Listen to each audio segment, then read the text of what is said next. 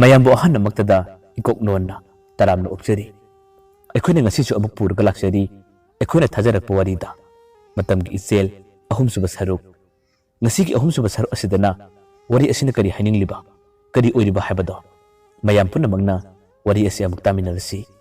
ꯍꯧꯖꯤꯛ ꯇꯥꯕꯤꯔꯁꯤ ꯃꯇꯝꯒꯤ ꯏꯆꯦꯜ ꯑꯍꯨꯝꯁꯨꯕ ꯁꯔꯨꯛ ꯕꯤꯅꯟꯗ ꯃꯍꯥꯛꯀꯤ ꯃꯃꯥꯟꯅꯕꯗ ꯅꯨꯡꯉꯥꯏ ꯅꯨꯡꯉꯥꯏꯕ ꯋꯥꯔꯤ ꯀꯌꯥ ꯑꯃ ꯁꯥꯔꯤ ꯑꯗꯨꯒ ꯃꯇꯣꯝꯇ ꯂꯩꯕ ꯃꯇꯝꯗꯁꯨ ꯍꯔꯥꯎ ꯍꯔꯥꯎꯅ ꯃꯃꯣꯟ ꯅꯣꯛꯂꯤ ꯃꯦꯝꯊꯣꯏꯒꯤ ꯋꯥꯈꯜ ꯀꯌꯥ ꯑꯃꯁꯨ ꯑꯁꯨꯝ ꯈꯜꯂꯤ ꯃꯈꯣꯏ ꯑꯅꯤ ꯍꯧꯖꯤꯛꯇꯤ ꯇꯞꯅ ꯇꯞꯅ ꯅꯨꯡꯁꯤꯕꯒꯤ ꯂꯝꯕꯤ ꯑꯃꯗ ꯂꯥꯛꯄ ꯍꯧꯔꯦ ꯃꯃꯥꯟꯅꯕꯅ ꯅꯣꯡꯃꯗꯤ ꯕꯤꯅꯟꯗꯗ ꯑꯁꯨꯝꯅ ꯋꯥꯔꯤ ꯁꯥꯔꯝꯃꯤ ꯏꯇꯥꯎ ꯍꯧꯖꯤꯛꯇꯤ ꯃꯦꯝꯊꯣꯏꯁꯦ ꯅꯪꯒ ꯅꯨꯡꯁꯤꯅꯕ ꯈꯪꯅꯕ ꯍꯥꯏꯕꯗꯨ ꯑꯣꯏꯔꯦ ꯑꯗꯨꯕꯨ ꯅꯪꯅ ꯁꯥꯔꯤꯕꯁꯤꯗꯤ ꯊꯕꯛ ꯇꯧꯕ ꯑꯟꯃꯤꯅꯤ ꯁꯤꯐꯥꯏ ꯍꯥꯏꯕꯁꯤꯇꯕꯨ ꯁꯨꯇꯤ ꯀꯨꯏꯅ ꯐꯪꯕ ꯅꯠꯇꯦ ꯁꯥꯡꯂꯕꯗ ꯊꯥ ꯑꯃꯒ ꯃꯈꯥꯏ ꯃꯉꯥꯏ ꯑꯗꯣ ꯅꯪꯅ ꯃꯥꯕꯨ ꯂꯨꯝꯂꯛꯄ ꯅꯪꯅ ꯃꯥꯕꯨ ꯁꯪꯂꯛꯄꯗꯤ ꯃꯇꯝ ꯌꯥꯝꯅ ꯀꯨꯏꯔꯦ ꯑꯗꯨꯅ ꯅꯪ ꯍꯧꯖꯤꯛꯇꯤ ꯀꯔꯤ ꯇꯧꯕ ꯇꯥꯔꯤ ꯑꯗꯨꯝꯅ ꯍꯥꯏꯔꯛꯄ ꯃꯇꯝꯗ ꯕꯤꯅꯟꯗꯅ ꯐꯖꯅ ꯈꯨꯝꯂꯦ ꯑꯗꯨꯅ ꯑꯩꯁꯨ ꯈꯜꯂꯤꯕꯁꯨ ꯃꯥꯒꯤ ꯃꯅꯥꯛꯇ ꯂꯥꯛꯄ ꯑꯩꯈꯣꯏꯅ ꯊꯥꯕꯜ ꯃꯇꯝꯗꯒꯤ ꯃꯥꯕꯨ ꯂꯨꯝꯂꯛꯄꯅꯦ ꯍꯧꯖꯤꯛꯇꯤ ꯃꯇꯝ ꯐꯅꯌꯥꯝꯅ ꯀꯨꯏꯔꯦ ꯍꯟꯗꯛ ꯅꯨꯃꯤꯠ 4-5 ꯂꯩꯔꯒꯗꯤ ꯑꯩꯁꯨ ꯁꯨꯇꯤ ꯆꯪꯂꯅꯤ ꯍꯥꯏꯗꯨꯅ ꯃꯥꯒꯤ ꯃꯅꯥꯛꯇ ꯆꯠꯇꯕ ꯇꯥꯕꯅꯦ ꯋꯥꯍꯩꯗꯨ ꯇꯥꯕꯗ ꯃꯃꯥꯟꯅꯕꯗꯨꯅ ꯍꯥꯏꯔꯦ ꯏꯇꯥꯎ ꯅꯪꯅ ꯇꯧꯔꯤꯕ ꯊꯕꯛꯁꯦ ꯌꯥꯝꯅ ꯂꯨꯕ ꯊꯕꯛꯅꯦ ꯑꯗꯨꯕꯨ ꯅꯪꯅ ꯇꯧꯒꯗꯕꯅꯦ ꯅꯪꯅ ꯆꯠꯀꯗꯕ ꯂꯝꯕꯤꯅꯤꯅ ꯑꯩꯈꯣꯏꯅꯕꯨꯗꯤ ꯀꯔꯤ ꯍꯥꯏꯔꯨꯅꯤ ꯑꯗꯨꯕꯨ ꯌꯥꯝꯅ ꯂꯥꯞꯄ ꯂꯝꯗꯤ ꯅꯠꯇꯦ ꯅꯈꯣꯏ ꯑꯅꯤꯒꯤ ꯃꯔꯤꯁꯤꯅ ꯅꯣꯡꯃꯒꯤ ꯑꯁꯨꯝ ꯀꯟꯁꯤꯜꯂꯛꯂꯕꯗꯤ ꯅꯣꯡꯃꯗꯤ ꯁꯣꯏꯗꯅ ꯃꯥꯅ ꯅꯪꯒꯤ ꯃꯔꯝꯗ ꯀꯔꯤꯒꯨꯝꯕ ꯈꯔ ꯊꯤꯒꯠꯂꯛꯄ ꯍꯥꯏꯕꯁꯤꯃꯗꯤ ꯁꯣꯏꯗ꯭ꯔꯕꯅꯦ ꯑꯗꯨꯅ ꯅꯪꯒꯤꯗꯃꯛ ꯈꯟꯕꯤꯕꯗ ꯑꯩꯗꯤ ꯌꯥꯝꯅ ꯄꯥꯈꯠꯂꯦ ꯌꯥꯝꯅꯁꯨ ꯋꯥꯏ ꯑꯗꯨꯅ ꯏꯇꯥꯎ ꯃꯇꯝ ꯂꯩꯔꯤꯉꯩꯁꯤꯗ ꯑꯁꯦꯡꯕ ꯈꯨꯗꯤꯡꯃꯛꯁꯤꯡ ꯑꯗꯣ ꯅꯪ ꯍꯥꯏꯗꯣꯛꯈꯤꯕꯅ ꯐꯒꯅꯤ ꯕꯤꯅꯟꯗꯅ ꯈꯨꯝꯃꯦ ꯏꯇꯥꯎ ꯅꯪꯁꯦ ꯌꯥꯝꯅ ꯄꯥꯈꯠ ꯆꯥꯎꯋꯦ ꯃꯤꯍꯨꯟ ꯌꯥꯝꯅ ꯁꯣꯜꯂꯦ ꯑꯩꯗꯤ ꯊꯕꯛ ꯇꯧꯒꯗꯕꯁꯨ ꯀꯨꯏꯗ꯭ꯔꯕꯅꯦ ꯑꯗꯨꯅ ꯃꯦꯝꯊꯣꯏ ꯏꯕꯥꯅꯤ ꯈꯪꯅꯔꯤꯉꯩ ꯅꯨꯡꯁꯤꯅꯔꯤꯉꯩꯒꯤ ꯃꯇꯝꯗ ꯑꯩ ꯊꯕꯛ ꯈꯜꯂꯅꯤ ꯊꯕꯛ ꯈꯟꯕꯗꯒꯤꯗꯤ ꯑꯗꯨꯝ ꯍꯥꯟꯅꯅꯤ ꯀꯩꯅꯣ ꯑꯁꯤꯗꯕꯨ ꯅꯪꯅ ꯊꯋꯥꯏꯅ ꯋꯥꯔꯦ ꯅꯪꯇꯕꯨ ꯅꯉꯣꯟꯗ ꯍꯥꯏꯗꯣꯛꯀꯅꯣ ꯇꯨꯃꯤꯟ ꯂꯩꯌꯨ ꯑꯩꯁꯨ ꯍꯟꯗꯛ ꯅꯨꯃꯤꯠ 4-5 ꯂꯩꯕꯗꯒꯤꯗꯤ ꯌꯨꯝꯗꯒꯤ ꯊꯣꯛꯂꯔꯣꯏꯗꯕꯅꯦ ꯑꯗꯨꯒ ꯊꯥ 2-3 ꯂꯩꯔꯒ ꯃꯥꯒꯤ ꯃꯅꯥꯛꯇ ꯆꯠꯀꯅꯤ ꯅꯨꯡꯇꯤ ꯅꯨꯃꯤꯠ ꯈꯨꯗꯤꯡꯒꯤꯗꯤ ꯑꯩ ꯃꯉꯣꯟꯗ ꯐꯣꯟ ꯇꯧꯒꯅꯤ ꯋꯥꯔꯤ ꯁꯥꯒꯅꯤ ꯏꯇꯥꯎ ꯃꯇꯝꯁꯤꯗ ꯅꯨꯄꯤ ꯀꯣꯏꯒꯦ ꯍꯥꯏꯕ ꯇꯥꯔꯕꯗꯤ ꯑꯁꯤꯒꯨꯝꯕ ꯑꯔꯣꯟꯕ ꯈꯔꯁꯨ ꯌꯥꯎꯕ ꯇꯥꯕꯅꯦ ꯊꯃꯣꯏ ꯁꯦꯡꯅ ꯀꯣꯏꯕ ꯀꯌꯥ ꯑꯃꯅꯦ ꯉꯁꯤ ꯅꯤꯡꯕ ꯀꯥꯏꯕ ꯀꯌꯥ ꯑꯃꯅ ꯃꯁꯥꯗ ꯑꯋꯥꯕ ꯀꯌా ꯑꯃ ꯄꯤꯖꯗꯨꯅ ꯅꯤꯁꯥ ꯆꯥꯗꯨꯅ ꯌꯨ ꯊꯛꯇꯨꯅ ꯂꯩꯍꯧꯔꯤꯕꯁꯤꯡꯁꯦ ꯅꯪ ꯀꯔꯤꯃꯠꯇ ꯈꯪꯗꯕ꯭ꯔꯥ ꯑꯗꯨꯅ ꯃꯇꯥꯡ ꯆꯥꯅ ꯊꯃꯣꯏ ꯁꯦꯡꯒꯅꯤ ꯑꯗꯨꯒ ꯀꯔꯤꯒꯨꯝꯕ ꯃꯇꯥꯡꯗꯁꯨ ꯅꯝꯊꯥꯛ ꯇꯧꯒꯗꯕꯅꯦ ꯑꯩꯅ ꯇꯧꯔꯤꯕꯁꯦ ꯐꯠꯇꯕ ꯊꯕꯛ ꯅꯠꯇꯦ ꯑꯆꯨꯝꯕ ꯊꯕꯛ ꯉꯥꯛꯇꯅꯦ ꯃꯃꯥꯟꯅꯕꯗꯨꯅ ꯈꯨꯝꯃꯦ ꯏꯇꯥꯎ ꯅꯪꯅ ꯇꯧꯔꯤꯕꯁꯦ ꯑꯆꯨꯝꯕ ꯊꯕꯛ ꯅꯠꯇꯦꯅꯦ ꯃꯁꯤꯗꯤ ꯈ꯭ꯋꯥꯏꯗꯒꯤ ꯐꯠꯇꯕ ꯊꯕꯛꯅꯦ ꯍꯣꯏ ꯄꯩꯁꯥ ꯄꯥꯏꯕ ꯏꯅꯥꯛ ꯈꯨꯟꯕ ꯀꯅꯥꯒꯨꯝꯕꯅ ꯅꯨꯄꯤ ꯀꯣꯏꯕ ꯃꯇꯝꯗ ꯃꯁꯥ ꯂꯥꯏꯔꯩ ꯍꯥꯏꯗꯨꯅ ꯈꯪꯅꯕ ꯅꯨꯡꯁꯤꯅꯕ ꯀꯌꯥ ꯑꯃꯁꯨ ꯌꯥꯎꯏ ꯃꯁꯥꯒꯤ ꯑꯁꯦꯡꯕꯁꯤꯡ ꯑꯗꯨꯗꯤ ꯑꯃꯠꯇ ꯍꯥꯏꯗꯣꯛꯇꯦ ꯑꯗꯨꯒ ꯑꯃꯨꯛ ꯀꯅꯥꯒꯨꯝꯕ ꯈꯔꯗꯅ ꯃꯈꯣꯏꯅ ꯅꯨꯄꯤ ꯀꯣꯏꯕ ꯃꯇꯝꯗ ꯄꯩꯁꯥ ꯄꯥꯏꯕ ꯏꯅꯥꯛ ꯈꯨꯟꯕ ꯃꯆꯥ ꯃꯁꯨ ꯁꯥꯔꯒ ꯅꯨꯄꯤ ꯀꯣꯏꯕ ꯀꯣꯡꯒꯥꯏ ꯑꯃꯅꯤ ꯄꯨꯝꯅꯃꯛꯁꯤꯡ ꯑꯁꯤꯒꯤ ꯃꯊꯛꯇ ꯅꯪꯗꯤ ꯀꯔꯤꯃꯠꯇ ꯋꯥꯠꯄ ꯅꯠꯇꯦ ꯅꯈꯣꯏ ꯇꯥꯃꯣ ꯍꯥꯏꯔꯦ ꯊꯕꯛ ꯇꯧꯔꯤ ꯅꯈꯣꯏ ꯕꯕꯥꯁꯨ ꯊꯕꯛ ꯇꯧꯔꯤ ꯂꯩꯀꯥꯏꯗꯁꯨ ꯃꯤꯅ ꯃꯁꯤꯡ ꯊꯥꯅꯔꯤꯕ ꯌꯨꯝꯅꯤ ꯅꯪꯒꯤ ꯋꯥꯠꯄ ꯍꯥꯏꯕꯕꯨ ꯊꯕꯛ ꯇꯧꯗꯕꯒꯤꯅꯦ ꯊꯕꯛ ꯇꯧꯗꯕ ꯃꯌꯥꯝ ꯑꯃ ꯉꯁꯤ ꯍꯤꯡꯂꯤꯕꯁꯤꯗꯤ ꯀꯔꯤꯒꯤꯅꯣ ꯀꯩꯁꯨ ꯅꯠꯇꯕꯗ ꯅꯪ ꯍꯌꯦꯡ ꯃꯇꯝ ꯑꯃꯗ ꯁꯣꯏꯗꯅ ꯆꯣꯛꯄꯅꯤ ꯅꯍꯥꯛ ꯏꯀꯥꯏ ꯐꯔꯛꯀꯨꯝꯕ ꯍꯥꯏꯕꯗꯣ ꯁꯣꯏꯗ꯭ꯔꯕꯅꯤ ꯑꯩꯅ ꯍꯥꯏꯔꯤꯕꯁꯤꯅꯤ ꯊꯃꯣꯏ ꯁꯦꯡꯅ ꯍꯥꯏꯌꯨ ꯊꯃꯣꯏ ꯁꯦꯡꯅ ꯍꯥꯏꯕꯗ ꯌꯥꯗꯕ ꯀꯅꯥꯁꯨ ꯂꯩꯇꯕꯅꯤ ꯅꯝꯊꯥꯛ ꯇꯧꯕꯁꯤꯅꯤ ꯈ꯭ꯋꯥꯏꯗꯒꯤ ꯆꯥꯎꯕ ꯄꯥꯞ ꯍꯥꯏꯔꯤꯕꯗꯣ ꯑꯗꯣ ꯑꯩꯅ ꯍꯥꯏꯔꯤꯕꯁꯦ ꯅꯪ ꯋꯥꯈꯜ ꯃꯨꯟꯅ ꯈꯜꯂꯣ ꯃꯃꯥꯟꯅꯕꯅ ꯑꯗꯨꯝꯅ ꯐꯅ ꯀꯟꯅ ꯍꯥꯏꯔꯕꯁꯨ ꯕꯤꯅꯟꯗꯗꯤ ꯃꯥꯅ ꯅꯤꯡꯂꯤꯕ ꯋꯥꯈꯜꯗꯤ ꯀꯩꯗꯧꯅꯨꯡꯗ ꯍꯣꯡꯗꯦ ꯕꯤꯅꯟꯗꯅ ꯍꯥꯏꯔꯦ ꯏꯇꯥꯎ ꯃꯇꯝ ꯈꯔꯗꯤ ꯌꯦꯡꯈꯤꯒꯦ ꯑꯩꯅ ꯍꯥꯏꯔꯤꯕꯁꯤꯅꯤ ꯅꯪ ꯀꯅꯥꯗꯁꯨ ꯍꯥꯏꯗꯣꯛꯀꯅꯨ ꯀꯅꯥꯗꯁꯨ ꯇꯥꯛꯊꯣꯛꯄꯤꯒꯅꯨ ꯑꯩꯅ ꯇꯧꯔꯤꯕ ꯄ꯭ꯂꯥꯟꯁꯦ ꯑꯃꯨꯛꯇꯗꯤ ꯅꯤꯡꯕ ꯊꯨꯡꯍꯟꯕꯤꯌꯨ ꯑꯗꯨꯝꯅ ꯕꯤꯅꯟꯗꯅ ꯐꯖꯅ ꯍꯥꯏꯖꯕꯗꯒꯤ ꯃꯃꯥꯟꯅꯕꯗꯨꯁꯨ ꯀꯔꯤ ꯍꯥꯏꯔꯨꯅꯤ ꯐꯔꯦ ꯏꯇꯥꯎ ꯅꯪꯒꯤ ꯊꯣꯛꯄ ꯇꯧꯔꯣ ꯑꯗꯨꯕꯨ ꯃꯥꯒ ꯎꯅꯕ ꯆꯠꯄ ꯃꯥꯕꯨ ꯂꯨꯝꯕ ꯆꯠꯄꯗꯨꯗꯤ ꯇꯣꯏꯅ ꯑꯩꯗꯤ ꯌꯥꯎꯔꯔꯣꯏ ꯑꯩ ꯍꯟꯗꯛꯇꯤ ꯌꯥꯝꯅ ꯄꯥꯈꯠꯂꯦ ꯌꯥꯝꯅ ꯆꯤꯡꯅꯩ ꯅꯪꯅ ꯐꯩ ꯈꯟꯕ ꯂꯝꯕꯤꯗꯣ ꯑꯗꯨꯝ ꯆꯠꯂꯣ ꯑꯁꯨꯝꯅ ꯃꯈꯣꯏ ꯑꯅꯤ ꯋꯥꯔꯤ ꯀꯌꯥ ꯑꯃ ꯁꯥꯟꯅꯩ ꯋꯥꯔꯤ ꯀꯌꯥ ꯑꯃ ꯈꯟꯅꯩ ꯅꯨꯃꯤꯠꯇꯨꯒꯤ ꯃꯇꯨꯡ ꯅꯨꯃꯤꯠ 2-3 ꯂꯩꯔꯒ ꯕꯤꯅꯟꯗ ꯃꯥꯒꯤ ꯅꯨꯡꯁꯤꯖꯕꯤ ꯃꯦꯝꯊꯣꯏꯒ ꯋꯥꯔꯤ ꯁꯥꯟꯅꯈꯤ ꯎꯅꯈꯤ नुमित्तुना मखोय अनिगी ओइनदी अनिरक सुबो ओइना उन्नबा वरी सानबा नुमितने बिनंदनसु यामना थाजना मेमथोयद वरी कया मसाय मेमथोयदी करिमत खंगदबना बिनंद थबक तौई हाबसे महक थाजरमे बिनंदगी मसक मतौ फजबा वांगांगु मतमदा इंगना तबना थमोय सेंना ngangu manu matau kaya aduda memthoi ta sengnamak binandabu tama tama nusi bhorokle binandana chalamdagi matam aduda memthoi da phajan hairam me handak numin ini leragadi ai chuti changkragani masigi matung dagidi ai pana thorakadaba mande ado phone di khara torakke phone da aikoi ni wari sanase aduga aina nangi nakta lakta haduna nang atopu nupa khangnaba atopu nupaga nusinabadi tawbiganu ko asumna binandagi ingna tapna ngangjaba thamoi sengma man matau kaya sida memthoi chu tasengnamak binandagi wakhal khalle mabu nuksijari memthoina amuk ingna tapna khomme ai kana su koiroye atopu nupa kana busu aina hana yengloi aina hairibase nangna thajabiyo nupa myam khanagadaba nupa amasu pangkoida koigadaba nupida aidi natte nangda thamoi sengbiyo aduga nangsu atopu nupida hanna yengbigano ngasi phawba ai nupa amat khangnarakte hoi aibu nusibibagi aibu ngaujabagi damak paw hairakpa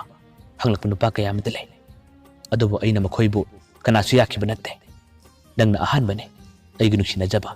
aigi khangnaba nupa habado nangna karigumba engona ta torumduna aibu hundoklamba tarabadi aida tasengnamak yamna wahawgane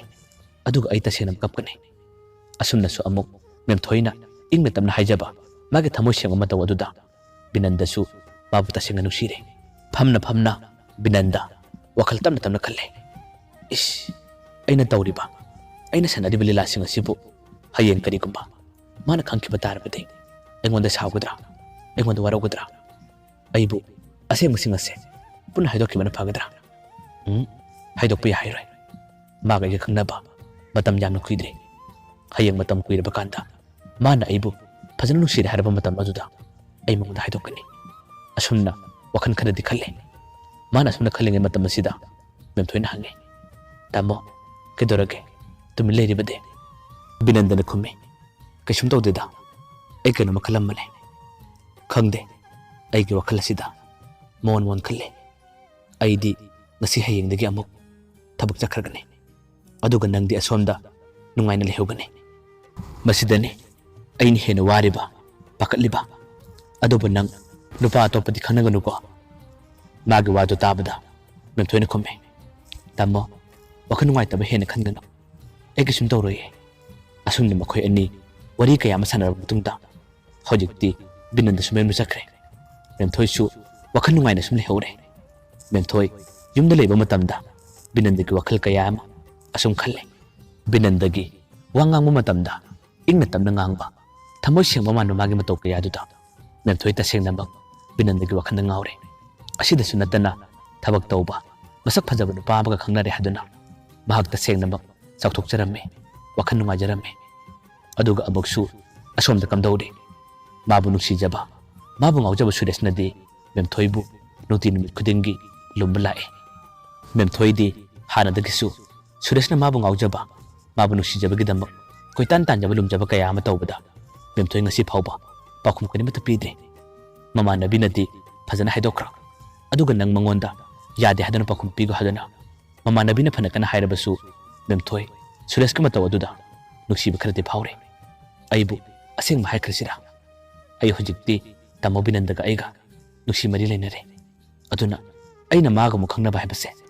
masidi soidan aibu miyam bitagane aibu aseng masing asibu loina hai khrisira haduna memthoi wakal da khalle amuksu